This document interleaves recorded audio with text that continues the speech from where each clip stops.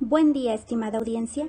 Mi nombre es Marisela Guerra Baez y es un placer y un privilegio participar por segunda ocasión en esta 16ª edición del Foro de Estudios en Lenguas Internacional, esta vez con el estudio pragmalingüístico sobre el tratamiento del error en el aula. El planteamiento. El error es de naturaleza humana e inherente a cualquier proceso de aprendizaje. El mundo es imperfecto y en consecuencia los errores existirán siempre.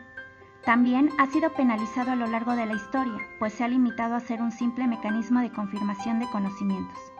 Sin embargo, el error de manera consciente puede ser una herramienta de aprendizaje y evaluación, tanto para docentes como para alumnos. Muñoz, Basolo y Bailín agregan que el error es un elemento intrínseco de aprendizaje, el cual se encuentra a disposición tanto del docente como del alumno. Con respecto al contexto global, los informes PISA del 2018 posicionan a China y Singapur como los líderes del ranking, pues utilizan entrenamientos docentes profesionalizados y las oportunidades áulicas para un aprendizaje son más creativas y auténticas. Además de que estos países emplean el error como un instrumento de aprendizaje. Objetivos. Primero, analizar el tipo de estructuras lingüísticas empleadas en el tratamiento del error en el medio académico formal. Después, estimar el impacto socioemocional que estas estructuras pueden conllevar en el estudiante. Tercero, sensibilizar a los agentes participantes del proceso de enseñanza-aprendizaje acerca de cuán fructífero y ventajoso puede ser el tratamiento del error en el ámbito educativo. Y finalmente, exhortar a los docentes a incorporar códigos lingüísticos propicios que conviertan el error en una herramienta didáctica. Marco teórico. El lenguaje posiciona a la escuela como un organismo social especializado en educar a los miembros de la cultura, además de las conductas indispensables para la convivencia en grupo. El lenguaje en la educación se da en un contexto social, donde los repertorios de los estudiantes son afectados por el aprendizaje colectivo. Por lo tanto, el lenguaje se convierte en el medio de contacto referencial de impacto sociocultural de un grupo determinado. Hablemos de la competencia lingüística y la competencia comunicativa. La primera es definida por Chomsky como el conocimiento intuitivo e innato que el hablante nativo normal tiene acerca de la estructura y de las condiciones de uso de su propia lengua. Por su parte, la competencia comunicativa es definida por Himes como el conocimiento y capacidad de los hablantes de emplear todos los sistemas semióticos disponibles en una comunidad lingüística dada. Las circunstancias comunicativas y contextuales determinan la elección de las estructuras lingüísticas a emplearse. La decodificación de los mensajes implica un conjunto complejo de factores, donde se entremezclan diversos saberes y aspectos culturales que no son solo el conocimiento lingüístico, sino también el conocimiento contextual y social en donde se lleve a cabo la transacción comunicativa. Es importante abordar la teoría de los actos de habla. Para Searle, un acto de habla es una unidad básica o mínima de la comunicación lingüística enunciada, que sirve para que el hablante, más allá de declarar algo, realice una acción. Searle clasifica los actos de habla en 3 categorías. Acto locutivo, que es lo que se expresa en el enunciado, ya sea una idea o un concepto, es la proposición misma. Segundo, acto ilocutivo, que es la finalidad o la intención que se pretende lograr con la oración. Y finalmente, el acto perlocutivo, que es el efecto que el enunciado produce en el receptor en un determinado contexto. Searle hace su propia clasificación de los actos de habla en 5 categorías. Los asertivos, cuya función es informar y describir, como el cielo es azul. Los directivos, cuya función es pedir algo al oyente, por ejemplo, abran su libro en la página 8. Los compromisorios, cuya función es prometer una acción futura por parte del hablante, por ejemplo, mañana les entrego sus trabajos revisados. Además de los expresivos, cuya función es expresar posturas subjetivas, por ejemplo, me gusta el inglés. Y finalmente los declarativos, cuya función es cambiar el estado de las cosas, Un ejemplo de ello es la frase "estás reprobado". Al hablar de actos de habla es importante mirar hacia el término cortesía, cuya base recae en el término imagen, vista como una característica social de cada hablante que se pierde, se mantiene o se refuerza durante la interacción lingüística. Esta imagen va a estar dividida en dos, una imagen positiva y una imagen negativa. La imagen positiva o afiliación es el deseo del hablante de ser parte de un grupo y apreciado por él. En cuanto a la imagen negativa o autonomía, es el deseo de que la autoridad y la distancia social del hablante sean reconocidas, por lo que sus acciones indican que los demás no pueden imponer sus deseos. Ambas imágenes están sujetas a constantes amenazas, actos amenazantes que ponen en riesgo la pérdida de la imagen que se proyecta. Por ello, Bravo define a la imagen como un término vacío, general y relativo, en el que cada cultura las va a matizar según sus contextos socioculturales, por lo que la imagen está sujeta a los distintos procesos de socialización donde el hablante interactúe.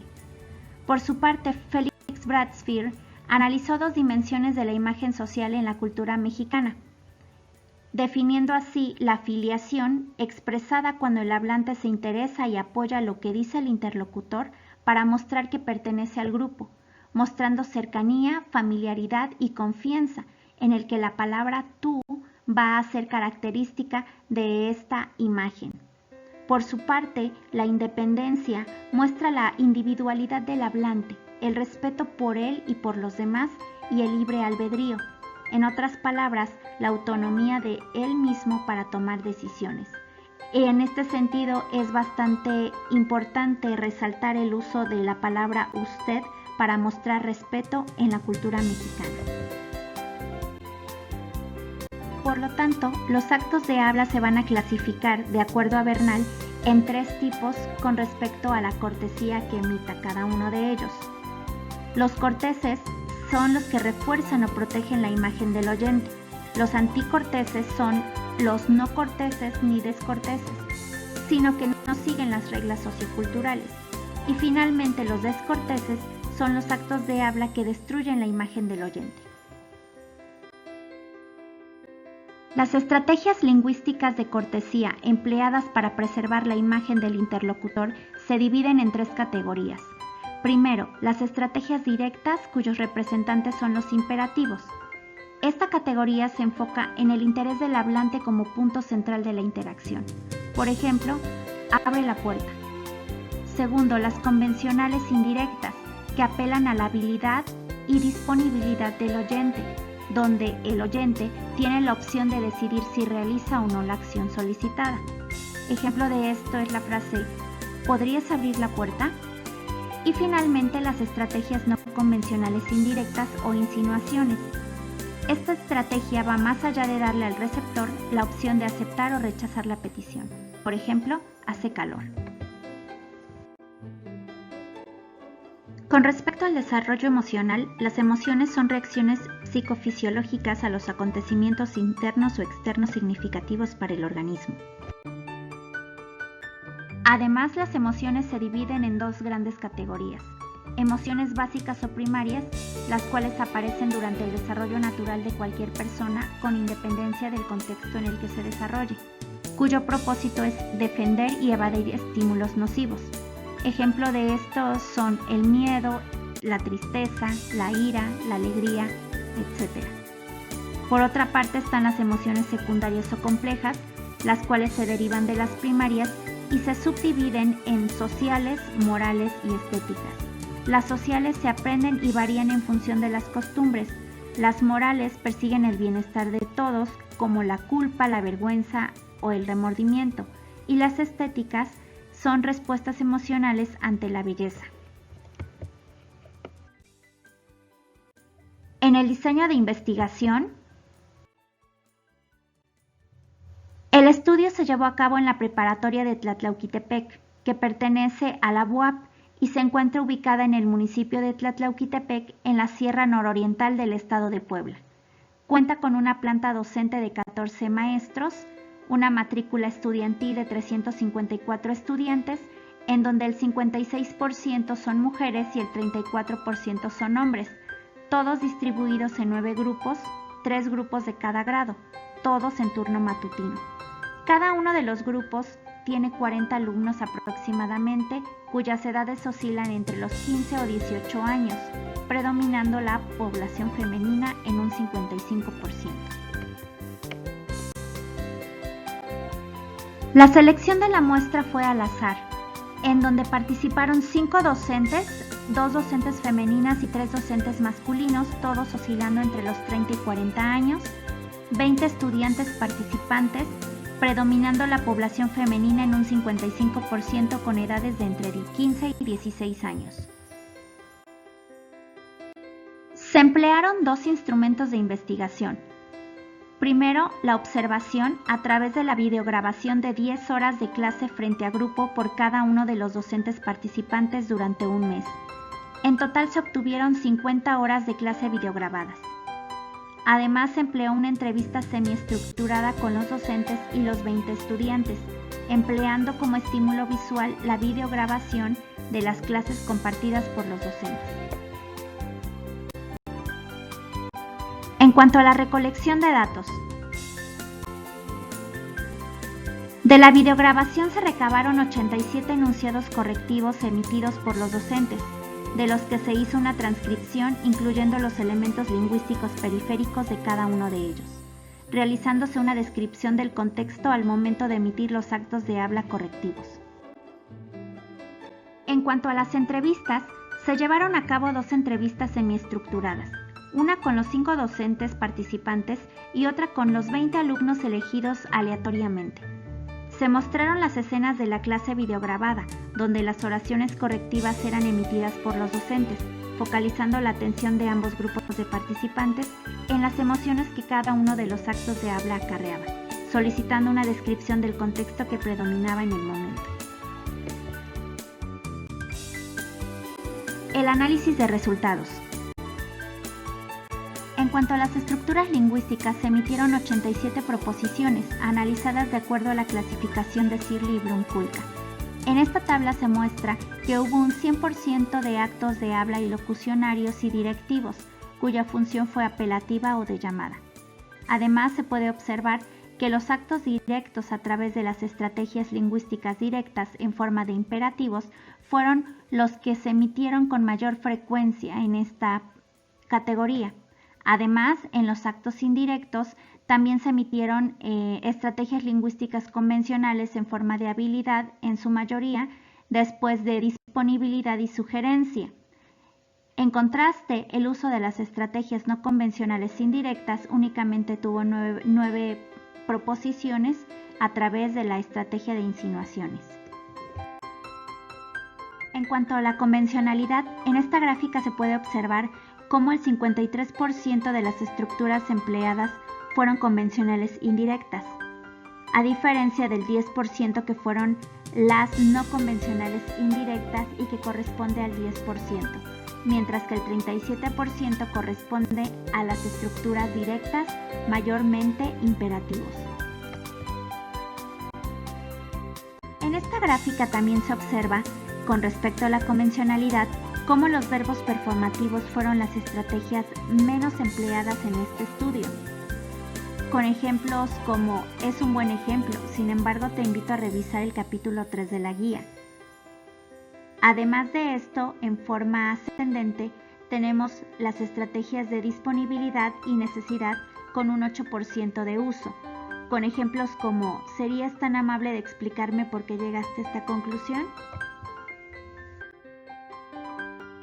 Además, en siguiente término, encontramos las estrategias correspondientes a los deseos y a las insinuaciones, nuevamente de manera ascendente. Los deseos con ejemplos como quiero que revises bien tu respuesta y las insinuaciones, ¿te parece que tu resultado es producto del procedimiento que empleaste? Finalmente, en esta gráfica se puede observar cómo las estructuras lingüísticas con mayor uso en este estudio fueron, nuevamente en orden ascendente, los imperativos con un 13.8% que corresponde a 12 proposiciones, con ejemplos como revisa tus apuntes y dime en qué estás mal. En forma ascendente tenemos las estructuras de sugerencia con un 16% y ejemplos como sugiero que revises tu resultado.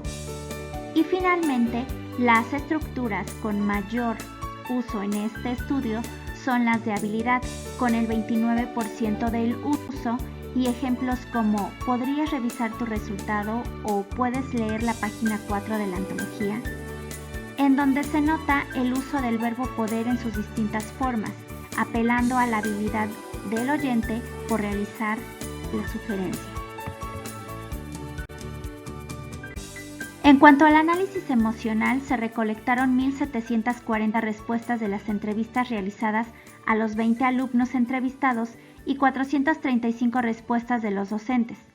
Todas las respuestas se codificaron bajo el esquema de Aguado y Goleman, obteniéndose los siguientes resultados.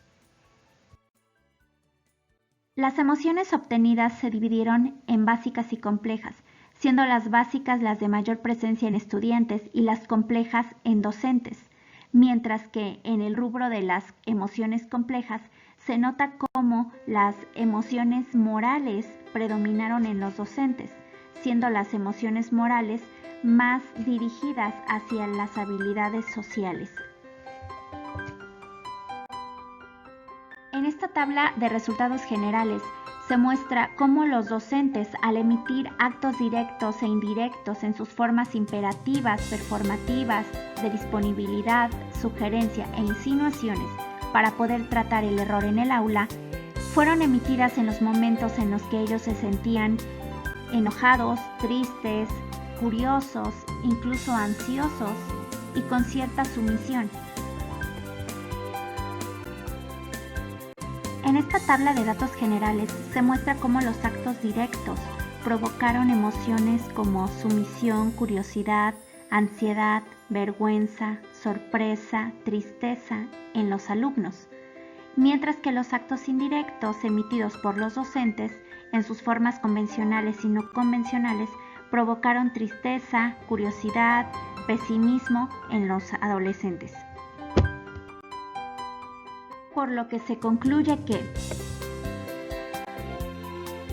las estrategias lingüísticas más empleadas por los docentes en este estudio al tratar el error en el aula fueron las convencionales indirectas, en forma de sugerencias y apelativos a la habilidad del oyente a través del verbo poder en sus diferentes tiempos, dentro de una situación ritualizada, donde la relación entre los interlocutores no es cercana y el grado de imposición es alto, al tratarse del rol docente-discente, mostrando así con cortesía, respetando y considerando al alumno. Sin embargo, los patrones directos, en sus formas imperativas, verbos performativos y patrones de deseo, que aunque parecieran descorteses y amenazantes para el estudiante, se emitieron como una estrategia para agilizar la distribución del tiempo en el aula y proyectar cierta confianza y camaradería entre los interlocutores y así evocar por la minimización del impacto de la imposición, aminorando el impacto del acto de habla mismo. El uso de estrategias directas en estas situaciones áulicas expresa conexión, manifiesta confianza con el interlocutor y se considera un comportamiento sociocultural aceptado en esta comunidad. Por lo tanto, en este estudio se puede ver la combinación del respeto o independencia a través de las estructuras lingüísticas convencionalmente indirectas y la confianza o afiliación expresada a través de los actos de habla directos permean como estrategias de enseñanza hacia una actitud positiva en el estudiante. En cuanto al factor emocional, el uso de enunciados directos y convencionalmente indirectos provocan emociones secundarias o complejas de índole social y moral. Estas emociones tienen una reconocible función motivacional de las emociones, donde la curiosidad tiende a la exploración, la sorpresa a focalizar la atención en lo imprevisto y la tristeza a la introspección y la reconciliación personal. Se puede concluir entonces que los docentes emplean estas proposiciones lingüísticas a favor de las estrategias de enseñanza, creando conexiones idóneas para enfocar y redirigir a los estudiantes en el aprovechamiento del error como una estrategia de aprendizaje, tal como lo menciona Goleman. Cuanto mayor sea la precisión con la que monitoreemos nuestras alteraciones emocionales, más rápidamente podremos recuperarnos de sus efectos negativos. La claridad emocional nos capacita para controlar nuestros estados de ánimo y poder redirigirlos. Entonces, la repercusión positiva o negativa en las experiencias educativas formales va a depender de, primero, el nivel de desarrollo sociocognitivo de los estudiantes. Número 2, de sus conocimientos previos. Y número 3, de los intereses, motivaciones, actitudes y expectativas con que participan en estas experiencias educativas. Estos aspectos se sugiere que se quedan considerados por los docentes en la planeación y desarrollo de los contenidos y materiales, ya que la clave de los aprendizajes reside en el grado de significatividad y en el sentido que los alumnos otorgan a los contenidos y al proceso educativo. Tal como lo dijo Joanna Collins, muéstrame a alguien que nunca ha cometido un error y te mostraré a alguien que nunca ha logrado mucho. Gracias por su atención.